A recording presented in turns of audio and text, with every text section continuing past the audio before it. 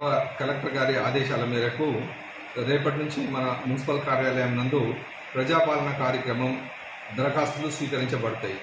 సమస్యలు ఉన్నటువంటివి కానీ క్రితంలో ఇచ్చిన అప్లికేషన్ లేదన్న ఇష్యూస్ ఉన్నా కూడా మీరు అప్లికేషన్ ద్వారా ఇస్తే దాన్ని ఆన్లైన్లో చేయటకు మాకు ఒక ఆప్షన్ ఉంటుంది, దాంట్లో ఎంటర్ చేయగలుగుతాము.